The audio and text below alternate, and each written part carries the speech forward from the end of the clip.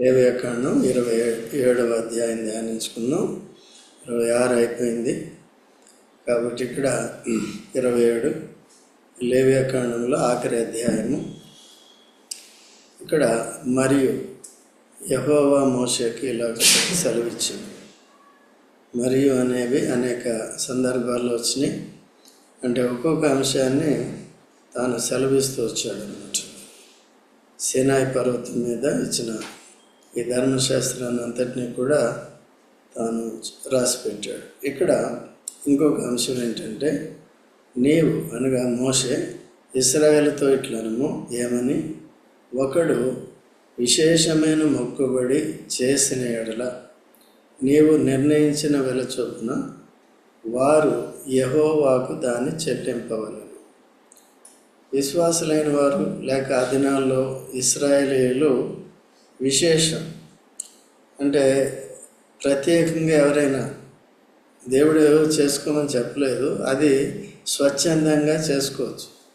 నాకు దేవుని ద్వారా ఈ పని కావాలి అని కోరుకున్నప్పుడు అది మొక్కుబడి చేసుకుంటారన్నమాట. పాత నిబంధనలో ఒక వ్యక్తి మొక్కుబడి చేసుకున్నారు. ఎవరో తెలుసా అమ్మా? ఎవరు? యెఫ్తా. Very good. మొక్కుబడి, రైట్, వెరీ గుడ్. సో దానికంటే ముందుగా యాకోబు చూడండి. యాకోబు ఆదికాండం 28వ అధ్యాయము దయచేసి చూడండి. 20 నుండి చదవండి. అప్పుడు యాకోబు, నేను తిరిగి నా తండ్రి ఇంటికి క్షేమంగా వచ్చినట్లు దేవుడు నాకు తోడై ఉండి, నేను వెళ్ళుచున్న ఈ మార్గంలో నన్ను కాపాడి తినుటకు ఆహారమును ధరించుకొనుటకు వస్త్రములను నాకు దయచేసిన ఎడల యెహోవా నాకు దేవుడై ఉండును. మరియు ఈ స్తంభంగా నేను నిలిపిన ఈ రాయి దేవుని మందిరమగును. మరియు నీవు నాకిచ్చు యావత్తులో 10వ వంతు నిశ్చయముగా నీకు చెల్లించదనని మ్రొక్కుకొనెను. చూసారా? సో ఈయన మొక్కుబడిలో స్వార్థం ఉందా లేకపోతే నిస్వార్థం ఉందా? ఏమంటున్నాడంటే, నేను వెళ్ళు ప్రతి స్థలంలో నీవు నాకు తోడుగా ఉంటే నీవు నాకు దేవుడువు. తర్వాత నాకు ప్రతి చోట ఏం కావాలి? తినుటకు ఆహారము, కట్టుకోవడానికి బట్టలు ఇచ్చిన తర్వాత ఇంకా దేవుడు చదువమ్మా. తోడై ఉన్నాయి. తినుటకు ఆహారమును ధరించుకొనుటకు వస్త్రములను నాకు దయచేసిన ఎడల యెహోవా నాకు దేవుడై ఉండును. యెహోవా నాకు దేవుడై ఉండు కదా. దేవుడు అంటే ఎవరు? తినటానికి తిండి, పెట్టుకోవడానికి బట్టలు ఇచ్చేవాడు. తర్వాత చదువు. మరియు స్తంభంగా నేను నిలిపిన ఈ రాయి దేవుని మందిరమగును. మరియు నీవు నాకిచ్చు యావత్తులో 10వ వంతు నిశ్చయంగా నీకు చెల్లించదనని మొక్కుకుంటున్నాడు. తర్వాత ఇక్కడ ఏమంటున్నాడంటే, ఈ రాయి దేవుని మందిరము. ఇది దేవుని విషయంలో. అసలు నీ మందిరాన్ని నేను కడతాను అదే, ఈ రాయి దేవుని మందిరము అగును అంటున్నాడు. మూడోది ఏంటి? నీవు నాకిచ్చి యావత్తులో 10వ వంతు నిశ్చయంగా నీకు చెల్లించదు. నీవు నాకు ఇచ్చి యావత్తులో 10వ వంతు. అంతేనా? ఇప్పుడు మనకు ఎవరు ఇస్తున్నారు? దేవుడు ఇస్తున్నాడా? మనమే తెచ్చుకుంటున్నాం కదా కదా. అయితే యాకోబు ఈ రీతిగా మొక్కుబడి చేసుకున్నాడు. ఓకేనా? కాబట్టి ఈ విధంగా విశేషమైన మొక్కుబడి. ఎందుకంటే ఆయన అన్నకి భయపడి చంపుతాడని, ఈవెన్ తల్లిదండ్రులు కూడా భయపడి, నీ మేనమామ లాబానిటికి వెళ్ళిపో, అక్కడ సురక్షితంగా ఉండు, అక్కడ వేరేవారిని కాకుండా లాబాను కుమార్తెల్లో ఒకదాన్ని నువ్వు చేసుకో అంటే ఈయన ఇద్దరిని చేసుకోవటానికి రెడీ. ఇద్దరిని చేసుకున్నాడు. అది మొత్తానికి అయింది అట్లా. కాబట్టి అక్కడ దేవుడు తనకు తోడుగా ఉన్నాడు. తను చేసిన పనులన్నింటిలో కూడా ఏం చేశాడు? వర్ధిల్లింపజేశాడు. అయితే ఇక్కడ తన మొక్కుబడిని దేవుడు అంగీకరించాడా లేదా? అంగీకరించాడు. ఎందుకంటే ఏం చెప్పాడు? ఏమని ఒడంబడిక చేశాడు? ప్రతి స్థలంలో నీవుంటే ఏంటంటే నువ్వు నాకు దేవుడవైందు. అదే అంతేనమ్మా. మళ్ళీ చదువు. నేను తిరిగి నా తండ్రి ఇంటికి క్షేమంగా వచ్చినట్లు ఉమ్. దేవుడు నాకు తోడై ఉండి నేను వెళ్ళుచున్న ఈ మార్గములో నన్ను కాపాడి ఉమ్. తినుటకు ఆహారమును ధరించుకొనుటకు వస్త్రములను నాకు దయచేసిన ఎడల యెహోవా నాకు దేవుడై ఉండును. చూశారు, నాకు తోడుగా ఉండి తర్వాత నన్ను సఫలం చేసి తినుటకు ఆహారము ధరించుకోవడానికి బట్టలు ఇచ్చినప్పుడు నీవు నాకేమై ఉంటావు, దేవుడు తోడై ఉంటావు అని. లేకపోతే నాకు తోడుగా ఉండవు, లేకపోతే నాకు తినడానికి తిండి లేదు, దొరకలేదు, నాకు కట్టుకోవడానికి బట్టలు లేవనుకో, నువ్వు దేవుడు కాదు. దేవుణ్ణి దేవుడిగా చేసుకోవాలంటే ఏం చేయాలి? ఇలా లింక్ చేసుకుంటున్నాడు. దేవుడు దాన్ని అంగీకరించాడు, తోడుగా ఉన్నాడు కదా. కాబట్టి అదే యోసేపు దగ్గరికి వచ్చినప్పటికీ అటువంటి మొక్కుబడి ఏం చేసుకోలేదు. ఎందుకంటే దేవుడు కళ రూపకంగా ముందుగానే తనకు తెలియజేశాడు కనుక దేవుడు నడిపించే విధానంలో తాను వెళ్ళిపోతూ వచ్చాడు. కాబట్టి కొన్ని శ్రమలు అనేవి అనుభవిస్తూ వచ్చాడు. చివరికి దేవుడు తన సింహాసనం ఎక్కించాడు. ఈయనకెందుకు ఇంత శ్రద్ధ కలిగింది అంటే అర్థం ఏంటంటే, ముఖ్యంగా యాకోబు తాను ఆశీర్వాదానికి, దేవుడు తనకి తోడుగా ఉండటానికి, దేవుడు తనకి అనుదిన ఆహారం కానీ కట్టుకోవడానికి బట్టలు కానీ ఇవ్వటానికి తన యోగ్యత అనేది లేదన్నమాట. కాబట్టి ఇప్పుడు అందుకని ఏంటంటే దేవుణ్ణి దేవుడిగా చేసుకోవటానికి, దేవుని చేత తాను అంగీకరింపబడటానికి దేవునికి ఏం చేస్తున్నాడంటే ఎటువంటి మొక్కుబడి చేసుకుంటాడు.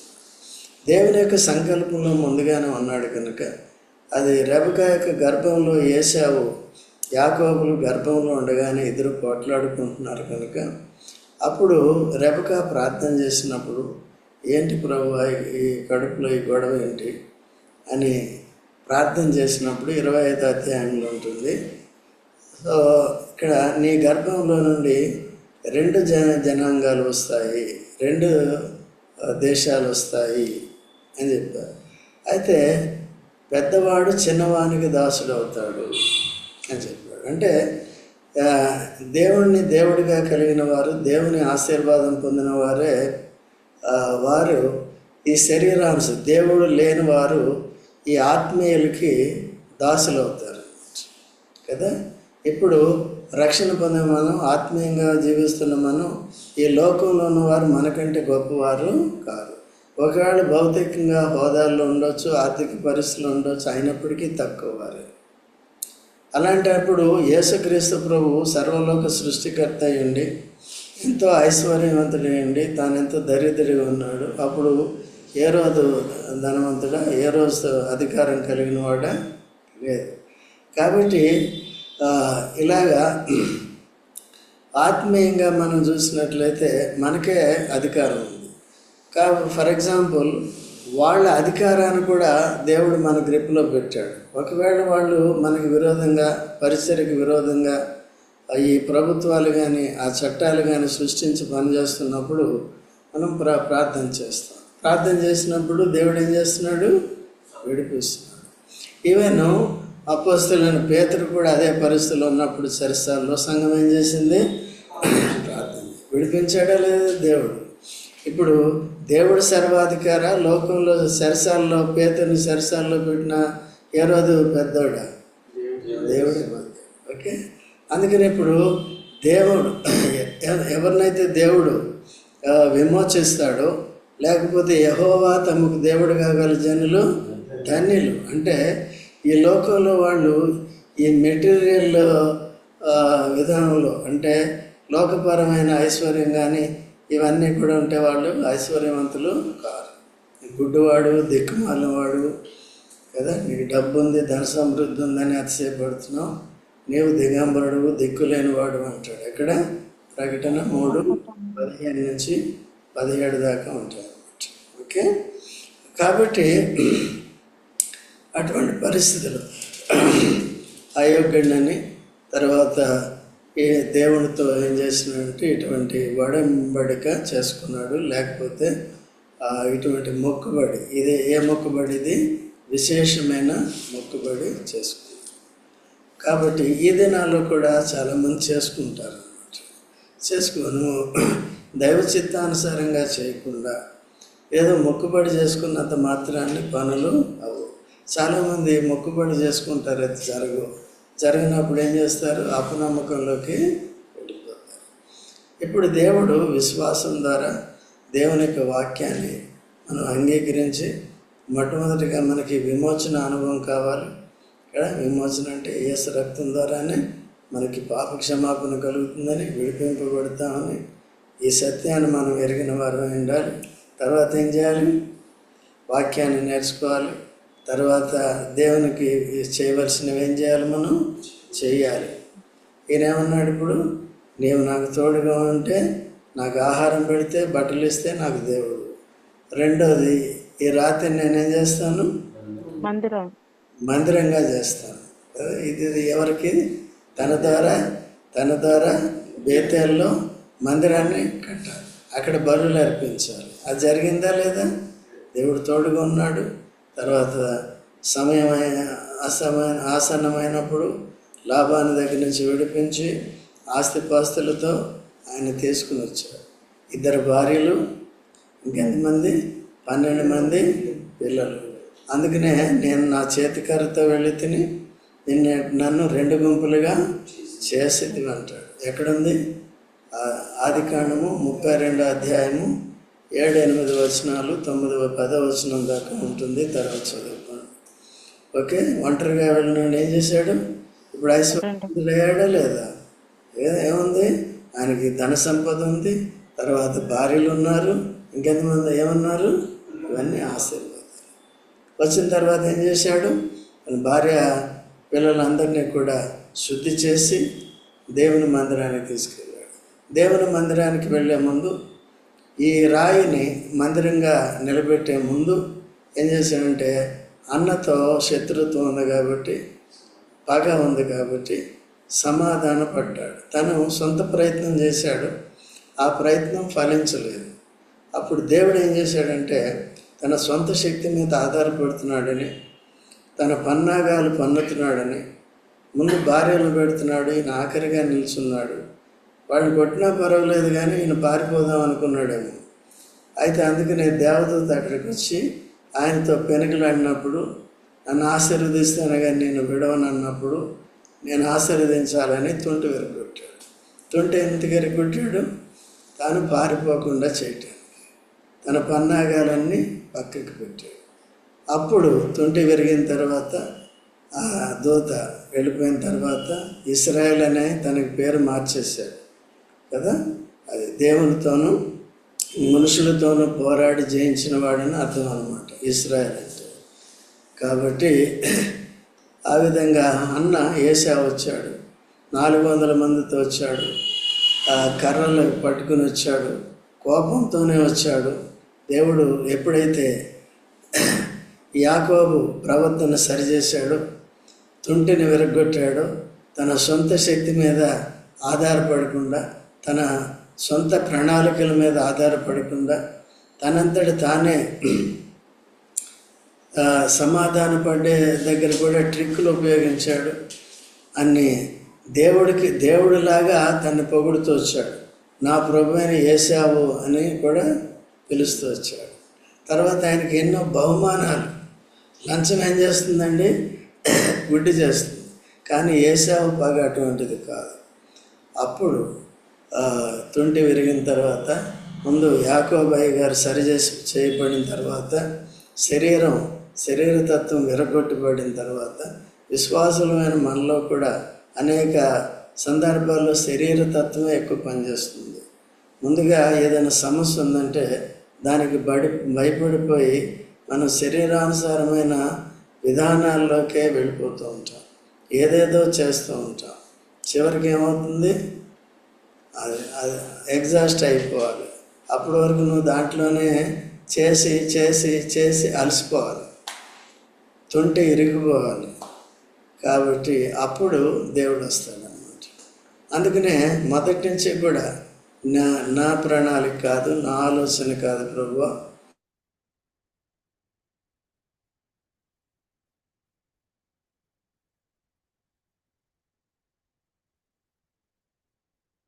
నేను నీ సేవ చేయాలి కాబట్టి నువ్వు మొదటి నుంచి కూడా ప్రభువుకి అప్పచెప్పేది నేర్చుకోవాలి.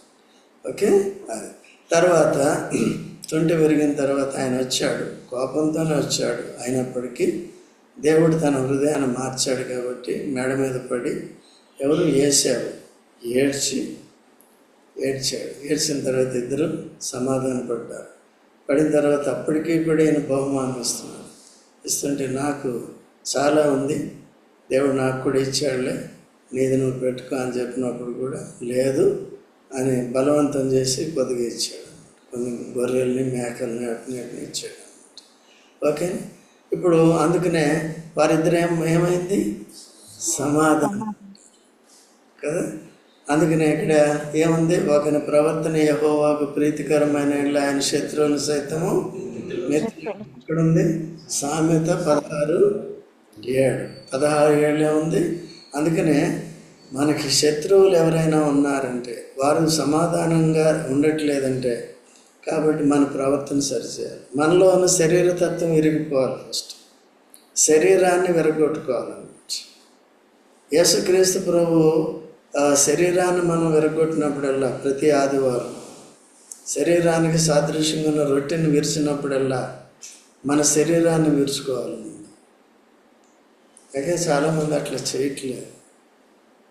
అందుకని ఆత్మీయ రోగం కలిగి ఉంటున్నారు. ఎప్పుడు ఉంటారో ఎప్పుడు ఊడిపోతారో తెలియదు. ఎదుగుదల లేదు, దేవునికి పనికొచ్చేవారిలో లేడు. యాకోబు అటువంటి వాడు కాదు. కాబట్టి తన జీవితం అంతా ఆత్మీయంగా దేవునికి అంగీకారంగా అన్నీ కూడా చక్క చేయబడ్డాయి. కొన్ని 20 సంవత్సరాలు దాదాపు లాభాన్ని దగ్గర పెట్టి అక్కడ చెక్కాడు. అది సరిపోలేదు, మళ్ళీ వెనక్కి వచ్చి 20 సంవత్సరాల తర్వాత కూడా మళ్ళీ పన్నాగాలు పంపుతున్నాడు కదా అన్నను సమాధానపరచడానికి. అప్పుడు తుంటి ఎరగొట్టేసి ఏం చేశాడు, పేరు మార్చాడు. అప్పుడు అయిపోయింది, ఫిట్ అయ్యాడు కదా. అప్పుడు తన భార్యల్ని, పిల్లల్ని, తన దగ్గర ఉన్న సేవకుల్ని వారందరినీ కూడా శుద్ధి చేసి బేతేలుకి వెళ్ళి ఆ రాయిని నిలిపి బలిపీఠని చేసి దహన బలులు, సమాధాన బలులు అర్పించారు. ఓకే, ఈ మొక్కుబడి నెరవేరిందా లేదా? ఇప్పుడు లిడియా అక్క ఏం చెప్పిందంటే ఎఫ్తా గురించి చెప్పింది. ఎఫ్తా అది కష్టమైపోయింది కదా, అది అనాలోచితమైన మొక్కుబడి అనాలోచితంగా మనం చేయటానికి వీలు లేదు. అందుకనే జాగ్రత్తగా ఉండేది నేర్చుకోవాలి. ఈ కొత్త నిబంధన దగ్గరికి వచ్చేటప్పటికి ఇటువంటి మొక్కుబడులు అవసరం లేదు. అర్థమైందా? మొక్కుబడులు అవసరం లేదు. అయితే తీర్మానం చేసుకోవాలి.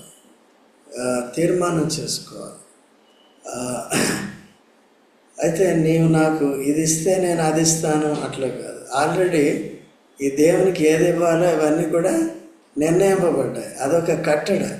ఆ కట్టడని నువ్వు మొక్కుబడి చేసుకునేది లేదు. చాలామంది ఏం చేస్తారంటే ఆ కట్టడని నెరవేర్చరు, కానీ ఎప్పుడైనా వారికి అవసరం వచ్చినప్పుడు, వారి సమస్య వచ్చినప్పుడు నాకు ఇది నేను ఒక తొలిసూలు పిల్లని ఇస్తాను, లేకపోతే 7 కోడిగుడ్లను ఇస్తాను, లేకపోతే ఒక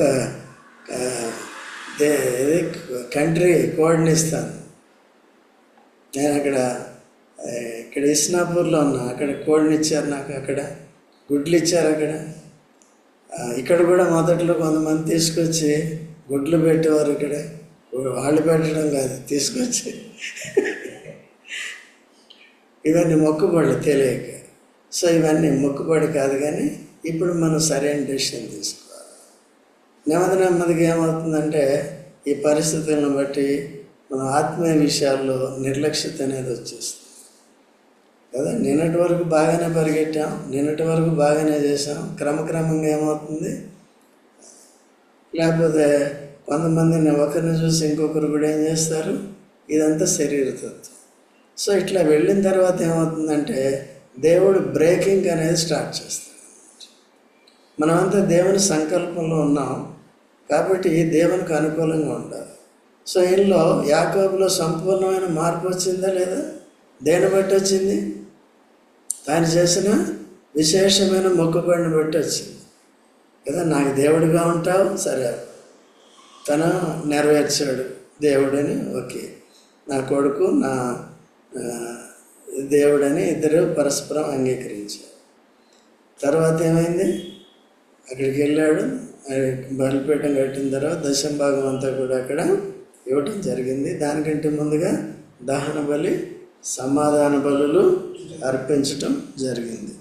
సో తర్వాత అన్నా కూడా ఏం చేసిందండి?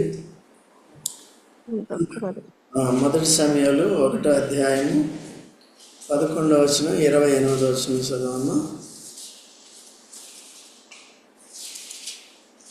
సైన్యంలోకి అధిపతి యెహోవా, నీ సేవకురాలనైన నాకు కలిగిన శ్రమను చూచి నీ సేవకురాలనైన నన్ను మరొక జ్ఞాపకం చేసుకొని నీ సేవకురాలనైన నాకు మగపిల్లను దయచేసిన ఎడల వాని తల మీదికి క్షౌరపు కత్తి ఎన్నటికీ రానియక వాడు బ్రతుకు దినములన్నిటను నేను వానిని యెహోవానగు నీకు అప్పగింతునని మొక్కుబడి చేసుకొనెను. ఇది విశేషమైన మొక్కుబడి. ఎందుకు చెప్పండి? ఎందుకంటే తన జీవితంలో పెద్ద సమస్యగా మారిపోయింది. తన భర్త ఏమో రెండో పెళ్లి చేసుకున్నాడు, పిల్లలు పుట్టట్లేదని. ఈమె పెద్ద భార్య, పిల్లలు పుట్టట్లేదని రెండో భార్య చేసింది. ఆ భార్య వచ్చిన తర్వాత ఆమె పిల్లలు పుట్టిన వెంటనే ఏమొచ్చింది? అతిశయం వచ్చింది. నీకు పిల్లలు లేరు, నేనే పెద్దదాన్ని అని అన్నట్టుగా ఫీల్ అవుతుంది. దాంతో ఈమెమవుతుంది?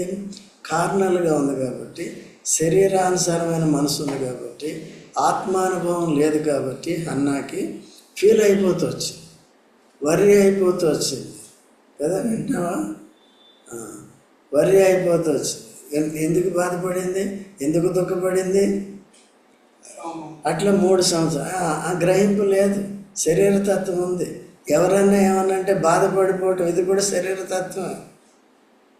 అందుకనే మేము అప్పుడప్పుడు మిమ్మల్ని కొద్దిగా గద్దిస్తూ ఉంటాం, లేకపోతే వ్యక్తిగతంగా పేరు పెట్టి ఏదో అంటూ ఉంటాం. దేని కొరకు?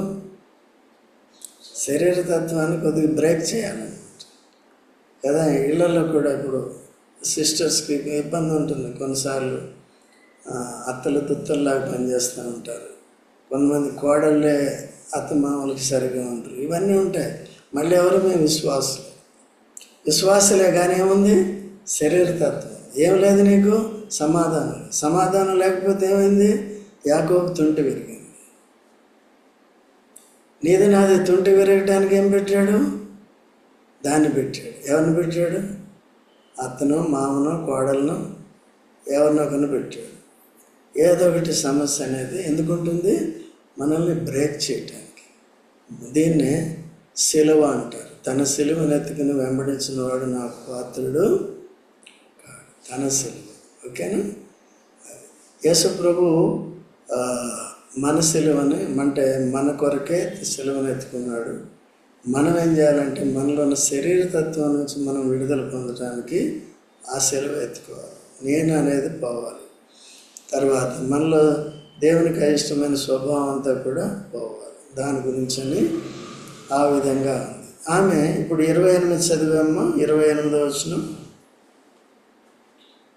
కాబట్టి నేను ఆ బిడ్డను యెహోవాకు ప్రతిష్ఠించుచున్నాను, తాను బ్రతుకు దినములన్నిటను వాడు యెహోవాకు ప్రతిష్ఠితుడని చెప్పెను. ఇప్పుడు ఏమైంది? నెరవేర్చిందా లేదా? ఇప్పుడు తనలో మార్పు వచ్చిందా లేదా? తన శరీరతత్వం పోయిందా లేదా? తన కొరకు అడగలేదు. ఎవరి కొరకు అడిగింది? ఇప్పుడు దేవుని మందిరం కొరకు అయింది. దేవుని కొరకు అడిగింది. నీకు ఇచ్చేస్తానని చెప్పింది. అప్పుడు ఆ గ్రహింపు లేదు. ఇప్పుడు అదే మనందరికీ కూడా చాలామంది ఆదివారం వస్తారు, మిగిలిన రోజు రారు. ఎందుకు? వచ్చిన కొంతమంది వాక్యం గ్రహించరు, వాక్యాన్ని నేర్చుకోరు, సరిగ్గా గ్రహించరు, నిర్లక్ష్యం. ఎందుకు? శరీరతత్వం. ఓకేనా? అంటే అప్పుడప్పుడు ఏదైనా అనారోగ్య కారణాలు ఏమున్నాయి, లేకపోతే అత్యవసర పరిస్థితులు ఏమైనా ఉంటాయి కాబట్టి అది వేరు. ఓకే? అయితే ఆసక్తి అనేది దేవుడు చూస్తాడు. తర్వాత మనలో నిర్లక్ష్యం అనేది ఏమన్నా ఉందా? ఇదంతా కూడా శరీరతత్వం కిందకు వస్తుంది అన్నమాట. దానికి ఏం కావాలి? కొన్ని రోజులు వదిలేస్తాడు. వదిలేసిన తర్వాత ఏం చేస్తాడు? అప్పుడు ఉంటుంది ఏది? తొంటిన్నర వరకు కొట్టిన తర్వాత ఏమవుతుంది? ఒకని ప్రవర్తన యెహోవాకు ప్రీతికరమైన యెడల శత్రువుల్ని మిత్రులుగా, సమస్య కూడా మిత్రుడు అయిపోతుంది. కాబట్టి ఏమేం చేసింది? తర్వాత అసూయపడిందా? తర్వాత బాధపడిందా? ఓకే, అంటే అతిశయించింది, దేవుని బట్టి అతిశయించింది. దేవుడు ఏ విధంగా తీర్పులు తీరుస్తాడనేది. సో ఆ గ్రహింపులోకి, మెచ్యూరిటీలోకి వచ్చేసింది. మనం కూడా ఆ విధంగా రావాలి. ఊరికే మొక్కుబళ్ళు చేసుకోవటం కాదు. పక్కన తర్వాత ప్రసంగి 5వ అధ్యాయం 4, 5, 6 వచనాలు చదువు, ముగించుకుందాం, టైం అయిపోయింది.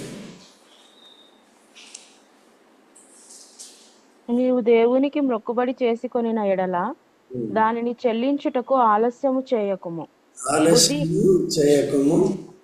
బుద్ధిహీనుల యందు ఆయనకి ఇష్టము లేదు. నీవు మొక్కుకొనిన దాన్ని చెల్లించుము. నీవు మొక్కుకొని చెల్లింపకుండుట కంటే మొక్కుకొనకుండుటయే మేలు. అది మొక్కుకొని చెల్లించకపోతే అబద్ధికుడు అవుతావు కదా. అస్సలు ఆత్మానుసారమైన జీవితమే ఉండదు నీకు. అందుకని మొక్కుకున్న దాన్ని ఏం చేయాలి? చెల్లించాలి. అయితే కొత్త నిబంధన ప్రకారం మొక్కుబడులు అవసరం లేదు. అయితే ఏంటంటే దేవుడిచ్చిన కట్టడలు మాత్రం, ఆజ్ఞలు మాత్రం మనం పాటించటం. ఓకేనా? అది అన్ని విషయాల్లో, ప్రేమ విషయంలో, విశ్వాస విషయంలో, దేవుని మందిరానికి వచ్చే విషయంలో, దేవుని ఆరాధించే విషయంలో, ప్రార్థించే విషయంలో, అన్నిటికీ కూడా కొత్త నిబంధనలు కొన్ని పద్ధతులు అనేవి ఉన్నాయి. సో దాని ప్రకారం మనం చేసుకుంటూ సో మన సమస్యలు ఉంటాయి. ఆ సమస్యలను సంఘం అంతా కూడా ఏం చేస్తుంది? మనం ప్రార్థన చేయాలి. ఎప్పుడైతే ఆత్మీయ విషయాల మీద మనసు పెట్టి ఉంటామో, పరిచర్య మీద ఎక్కువ మనకి భారం ఉంటుందో, సంఘ పరిచర్య ఉండాలి, విశ్వాసులందరూ క్రమక్రమంగా ఆత్మీయంగా వృద్ధిల్లాలి, వారి శరీరతత్వం నుంచి, అవిధేయత నుంచి విడుదల పొందుతూ రావాలి, వాక్యాన్ని సరిగ్గా నేర్చుకోవాలని మనం ఎదుగుతూ ఇతరుల పట్ల కూడా ఏముండాలి? భారం ఉండాలి. అట్లాగే యాకోబు తుంటి విరిగిన తర్వాత పరిశుద్ధత అంటే దేవుని మందిరానికి ఎలాగ వెళ్ళాలి అనేది అర్థం చేసుకుని తన భార్య పిల్లలందరినీ కూడా శుద్ధి చేసి వాళ్ళ దగ్గర ఉన్న బంగారపు నగలు కానీ మొత్తం అన్నీ తీసి మస్తకి వృక్షం కింద తీసి వాళ్ళని శుద్ధి చేసి, శుచి అనే మాట ఉంటుంది 35వ అధ్యాయంలో, ఆదికాండం తర్వాత చదువుకోండి, మొదటి నుంచి ఉంటుంది. అవన్నీ ఒకవేళ తెలుసుంటే పర్లేదు, ఆయన మరొకసారి జ్ఞాపకం చేసుకోండి, చదువుకునే సేమ్ సబ్జెక్టు అట్లా. సో అటువంటి రీతిగా ఉంటుంది. తర్వాత ఇక్కడ 27వ అధ్యాయంలో మొదటి 7 వచనాల్లో మనం చూసినప్పుడు ఇశ్రాయేల్లో మొక్కుబడి చేసుకుంటే ఏమవుతుందంటే, నీవు నిర్ణయింపవలసిన వెల ఏదనగా 20 ఏండ్లు మొదలుకొని 60 ఏండ్ల వయసు వరకు మగవానికి పరిశుద్ధ స్థలం యొక్క తులం వంటి 50 తులములు వెండిని నిర్ణయింపవాలి. మొక్కుబడి చేసుకుంటే అది ఏ వయసు నుంచి ఏ వయసు వరకు మొక్కుబడి చేసుకుంటే వారు ఎంత కట్టాలి. ఆడదానికి 30 తులములు నిర్ణయింపవలను. 5 ఏండ్లు మొదలుకొని 20 ఏండ్ల లోపల వయసు గల మగవానికి 20 తులములు, ఆడదానికి 10 తులములు వెల, అంటే చిన్నపిల్లలు. 1 నెల మొదలుకొని 5 ఏండ్ల లోపల వయసు గల మగవానికి 5 తులముల వెండి వెలను, ఆడదానికి 3 తులముల వెండి వెలను నిర్ణయింపవలను. 60 ఏండ్ల ప్రాయము దాటిన మగవానికి 15 తులముల వెలను. నాకు తక్కువ ఉందండి. ఎంత ఉంది? 15. మీ అందరికీ ఎక్కువ ఉంది కదా. మన జాయ్కి ఎక్కువ ఉంది. 30, 60 ఎంతో 50 కట్టాలి. కాబట్టి నిర్ణయింపవలను. ఒకడు నీవు నిర్ణయించిన వెలను చెల్లింపలేనంత బీదవాడైన యెడల అతడు యాజకుని ఎదుట నిలవలను. అప్పుడు యాజకుడు అతని వెలను నిర్ణయించును. మొక్కుకుని వాడిని కలిమి చొప్పున వానికి వెలను నిర్ణయింపు. కాబట్టి దేవుడు ఏం చేశాడంటే, ఈ వయసు నుంచి ఈ వయసు, ఈ వయసు నుంచి ఈ వయసు వాళ్ళు మొక్కుకున్నవారు ఇంత చెల్లించారు. ఆఖరిగా ఒకవేళ ఎవరైనా బీదవారైన కారణం చేత మొక్కుబడి చేసుకున్నారు కానీ చెల్లించలేని పరిస్థితిలో యాజకుని దగ్గరికి వస్తే యాజకుడు ఆయన ఆర్థిక పరిస్థితులు చూసి ఎంత కట్టగలడో అంత నిర్ణయించి చేస్తాడు. ఓకే, అట్లా. ఎందుకంటే దేవుడు నమ్మదగిన వాడు కాబట్టి దేవుడు తన వంతు కార్యం తను చేస్తాడు. చేసిన తర్వాత మనం వంతు చేయాలి. ఇప్పుడు ప్రతి దాంట్లో కూడా ఏం చేయాలి? కృతజ్ఞతాస్తుతులు చెల్లించాలి. దేవుని ఎప్పుడు మర్చిపోకూడదు. ప్రతి విషయంలో కృతజ్ఞత. సమస్య వచ్చినప్పుడు ఏం చేయాలి? ప్రార్థన చేయాలి. ఎలా చేయాలి? సంఘంతో కలిసి చేయాలి. ఓకే, కాబట్టి ఆ విధంగా వ్యక్తిగతంగా కూడా చేసుకోండి, కుటుంబంగా కూడా చేసుకోండి, సంఘానికి కూడా తెలియాలి. సో ఆ విధంగా మనం ప్రార్థనలోకి వెళ్దాం.